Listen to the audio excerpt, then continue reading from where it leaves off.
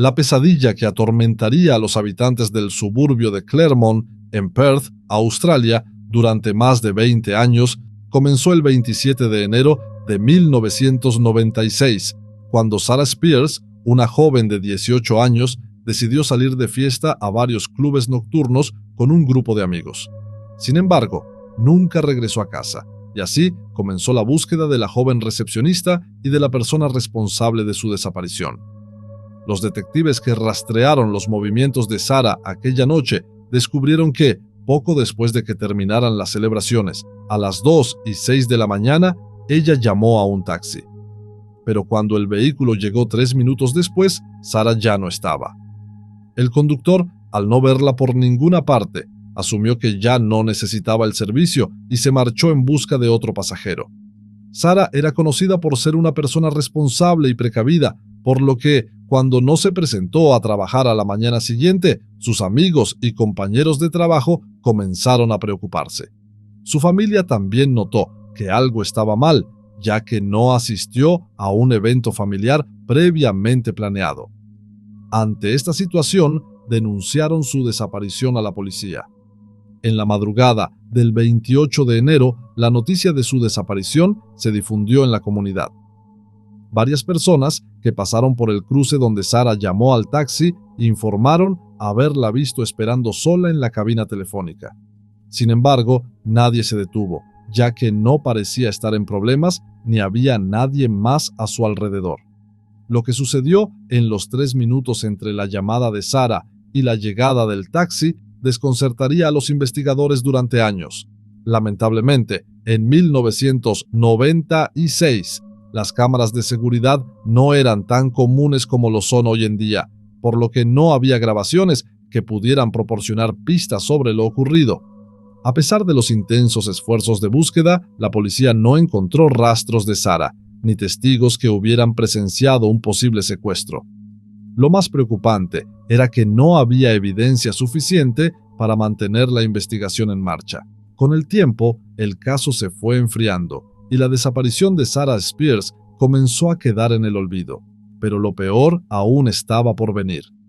El 9 de junio de 1996, Jane Rimmer, una niñera de 23 años, desapareció después de salir del Continental Hotel en Claremont, un lugar conocido por su buena comida y ambiente.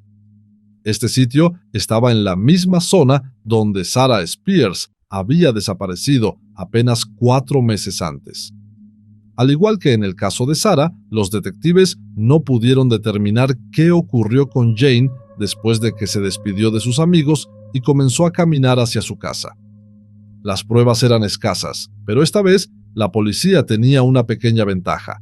Se había captado un video de vigilancia en el que se veía a Jane afuera del hotel a las 0:04 am, primero esperando y luego comenzando su camino a casa. Sin embargo, si alguien la siguió, logró evitar las cámaras de seguridad. Quienquiera que la hubiera secuestrado parecía saber exactamente cómo moverse sin ser detectado. Mientras las autoridades iniciaban la búsqueda de Jane, el caso tomó un giro macabro 2 meses después. El 3 de agosto, una familia salió a dar un paseo por el campo, a unos 40 kilómetros de Claremont. Se detuvieron cerca de un campo para que sus hijos recogieran flores, disfrutando del paisaje verde y tranquilo. Pero la calma se convirtió en horror absoluto cuando, entre las ramas caídas, encontraron un cadáver desnudo oculto entre la maleza. Aterrorizados, llamaron inmediatamente a la policía. Los agentes que llegaron al lugar notaron severos signos de trauma en la zona del cuello de la víctima. Tras una exhaustiva búsqueda en los alrededores, encontraron un cuchillo abandonado a 1 kilómetro del cadáver. En ese momento, no podían determinar la identidad de la mujer. No tenía documentos ni pertenencias que la identificaran. Sin embargo, tras realizar una autopsia y comparar registros dentales, los forenses confirmaron lo peor. Los restos pertenecían a Jane Rimmer. Había estado desaparecida durante 2 meses, y su destino había sido fatal. El forense determinó que Jane Rimmer había presentado heridas defensivas en sus manos y brazos, lo que indicaba que intentó luchar contra su atacante. También encontraron cortes irregulares en su cuello, probablemente causados por un cuchillo dentado. A pesar de la sospecha de una posible agresión sexual, el avanzado estado de descomposición del cuerpo impidió a los forenses confirmar o descartar esta posibilidad. Aunque estaba claro que Jane había sido asesinada, la causa exacta de su muerte no pudo determinarse. Ante la posibilidad de que un asesino en serie estuviera operando en Claremont, las autoridades establecieron una unidad especial de investigación centrada exclusivamente en capturar a este criminal. Cuando la policía solicitó información al público, dos parejas que vivían cerca de la zona rural donde se encontró el cuerpo se presentaron con una inquietante historia. Aseguraron que, en la época en la que se cree que Jane fue asesinada, escucharon gritos de una mujer en medio de la noche. Los testigos afirmaron que la mujer gritaba desesperadamente: «¡Déjame en paz! ¡Déjame irme de aquí!». Despertados por los gritos, miraron por la ventana, pero no vieron nada inusual. Sin embargo, sí lograron notar las luces traseras de un automóvil alejándose en la distancia. Esta información intrigó a los detectives, pero no ayudó a resolver el caso. Ya sabían que Jane había sido asesinada, pero la gran pregunta seguía siendo ¿quién lo hizo? Una vez más, sin evidencia física que vinculara a un sospechoso con la víctima, la investigación se estancó. Los detectives aún no habían logrado avances en los casos de Sarah Spears y Jane Rimmer cuando el 15 de marzo de 1997, otra desaparición sacudió a Claremont. Ciara Glennon, una pasante de derecho de 27 años, salió esa noche con sus amigos al Continental Hotel, con la intención de pasar una velada divertida. Poco antes de la medianoche, Ciara decidió que era hora de irse a casa. Pero mientras caminaba sola por las calles oscuras, no podía imaginar que estaba a punto de cruzarse con un asesino en serie. 3 hombres que esperaban un autobús, sin relación con el caso, ni conocimiento de los eventos que estaban por ocurrir, informaron a la policía que vieron a una mujer que coincidía con la descripción de Ciara. La vieron hablando con alguien dentro de un automóvil blanco o crema. Sin embargo, la interacción no les pareció sospechosa, por lo que desviaron la mirada mientras esperaban su autobús. 2 semanas después de su desaparición, el cadáver de Ciara fue encontrado parcialmente enterrado en una zona boscosa cerca de Perth. El estado de su ropa sugería que fue agredida sexualmente antes de que le cortaran la garganta. En su brazo derecho, los forenses encontraron una profunda herida de 18 centímetros que llegaba hasta el hueso. Esto indicaba que Ciara había intentado defenderse. La autopsia también reveló que sufrió un fuerte golpe en la cabeza y que recibió una herida letal en el cuello. Mientras luchaba desesperadamente con su atacante, una de sus uñas se rompió completamente y la punta de su uña del dedo anular derecho también estaba dañada. Pero, lo más importante, fue lo que se encontró debajo de sus uñas: muestras de ADN de su agresor. Esto confirmaba que Ciara peleó hasta el final por su vida, y aunque su esfuerzo no logró salvarla, proporcionó a los investigadores una pista clave para la resolución del caso. A medida que las pistas sobre el asesino de Claremont comenzaban a acumularse, un nombre destacó entre los sospechosos: Lance Williams, de 41 años. Se decía que Williams merodeaba por las calles de Claremont por la noche, preguntando a mujeres solas si necesitaban que las llevara en su automóvil. Durante una operación encubierta para atrapar al asesino, Williams fue descubierto intentando recoger a una agente de policía disfrazada. Esto lo colocó en los primeros lugares de la lista de sospechosos. Sin embargo, Williams insistió en que no tenía ninguna conexión con los asesinatos y que solo sabía lo que había visto en las noticias. Después de años viviendo bajo sospecha, en 2008 fue exonerado oficialmente cuando se confirmó que su ADN no coincidía con el del asesino. En febrero de 2018, Lance Williams falleció por causas naturales. Aunque su nombre quedó limpio, su vida fue marcada para siempre por las acusaciones en su contra. Más adelante, en 2018, la policía ingresó el perfil de ADN extraído del cuerpo de Ciara Glennon en la base de datos nacional. Los detectives encontraron una coincidencia parcial. Aunque no los llevó directamente al asesino, sí permitió reducir la lista de sospechosos y acercarse más que nunca al verdadero culpable. Otro nombre que llamó la atención de los investigadores fue el de Mark Dixie, un criminal condenado en Londres en 2005 por agredir sexualmente y asesinar a una mujer. El equipo de investigación descubrió que Dixie vivió en Australia durante gran parte de la década de 1990 y que visitaba con frecuencia la zona de Claremont.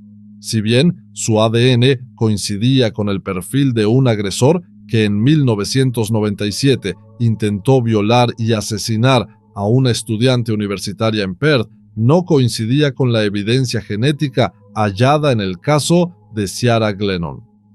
Esto hizo que su conexión con los asesinatos de Claremont perdiera fuerza.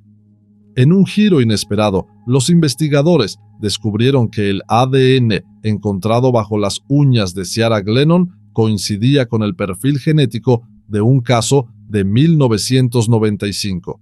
En ese año, una joven fue secuestrada a punta de cuchillo en el cementerio de Karrakatta y sufrió una brutal agresión sexual. Contra todo pronóstico, sobrevivió y denunció el ataque a la policía.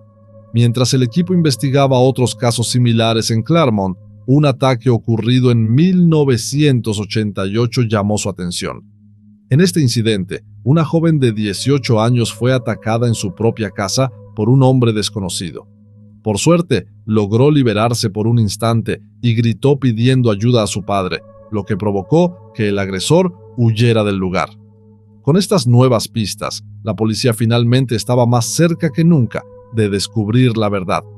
Mientras el agresor huía en pánico de la escena del ataque en 1988, dejó atrás un kimono que había robado de un tendedero cercano. Al analizar la prenda, los forenses encontraron rastros de ADN del atacante. Además, dejó huellas dactilares en el pomo de la puerta, ya que no usaba guantes. Las huellas dactilares llevaron a la policía a Bradley Robert Edwards, un técnico de hospital casado, con antecedentes de agresiones a mujeres. Uno de sus primeros delitos documentados ocurrió en 1980, cuando arrastró a una compañera de trabajo al baño e intentó agredirla sexualmente. Sin embargo, cuando la mujer gritó y forcejeó, Edwards se detuvo de repente, se disculpó repetidamente y se alejó como si nada hubiera pasado. La víctima denunció el ataque de inmediato ante la administración del hospital. Cuando lo confrontaron, Edwards intentó justificarse, alegando que estaba pasando por una mala etapa en su vida. Dijo que su novia lo presionaba para casarse y que eso lo había llevado a tener un momento de crisis emocional. Sorprendentemente, en lugar de despedirlo o denunciarlo, el hospital lo protegió. En un acto de negligencia absoluto, le ofrecieron una promoción, siempre y cuando se sometiera a terapia durante un año para controlar su comportamiento. Poco después, Edwards se casó con su novia y a simple vista parecía haber dejado atrás sus tendencias violentas. Para 2016, Edwards tenía 52 años y encajaba perfectamente en el perfil del violador y asesino de Claremont. Los detectives lo llevaron a interrogatorio, pero aunque su perfil coincidía con el de un depredador sexual, no lograron que confesara. Además, se negó a proporcionar una muestra de ADN. Sin evidencia suficiente, la policía no tuvo más remedio que liberarlo. Sin embargo, los investigadores estaban seguros de que se cruzarían con él nuevamente. Decididos a obtener su ADN de otra manera, los detectives comenzaron a vigilarlo de cerca. Finalmente, en un cine, vieron a Edwards tirar una botella de refresco vacía en la basura. Aprovechando la oportunidad, recuperaron la botella y enviaron la muestra de saliva a un laboratorio forense. Cuando llegó el resultado, confirmaron lo que habían esperado durante años. El ADN en la botella coincidía con el perfil genético del asesino de Claremont. Con esta evidencia irrefutable, el 22 de diciembre de 2016, la policía irrumpió en la casa de Bradley Robert Edwards y lo arrestó por los asesinatos de Sarah Spears, Jane Rimmer y Ciara Glennon.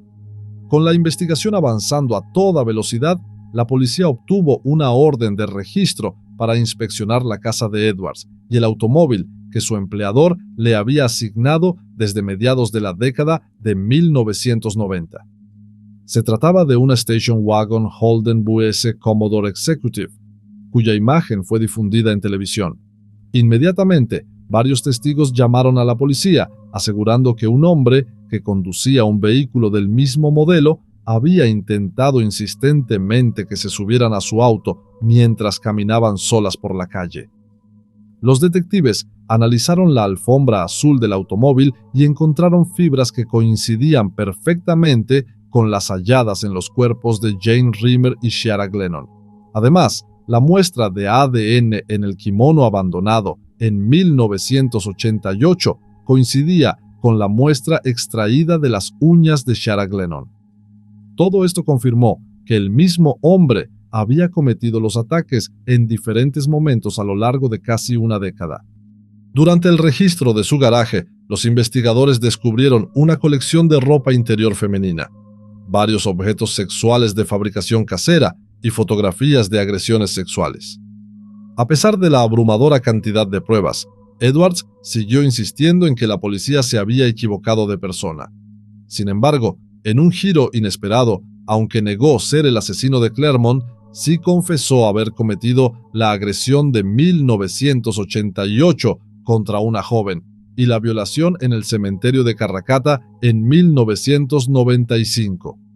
El 25 de noviembre de 2019, tras 3 años en prisión preventiva, Bradley Edwards finalmente enfrentó el juicio. Curiosamente, renunció a su derecho a un juicio con jurado y optó por ser juzgado únicamente por un juez. La fiscalía presentó un caso demoledor, revelando una preocupante conexión entre los problemas personales de Edwards y la cronología de los secuestros y asesinatos.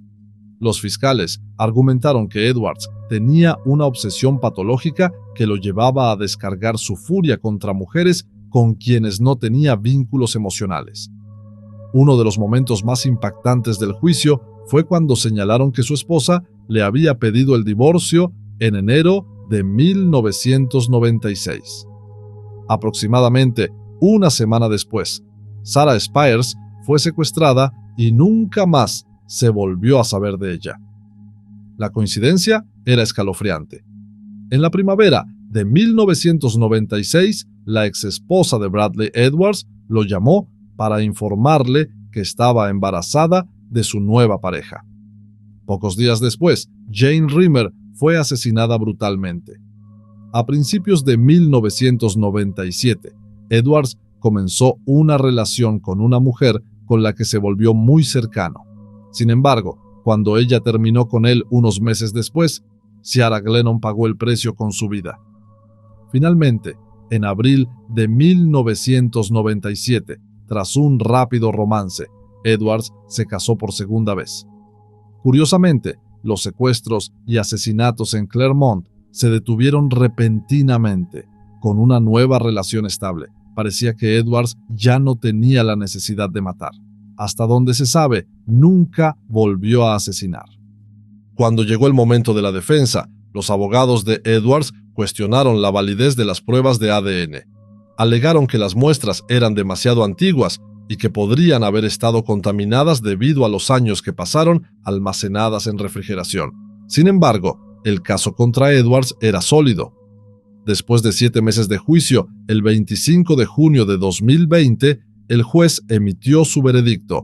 Bradley Edwards fue declarado culpable de los asesinatos de Jane Rimmer y Ciara Glennon.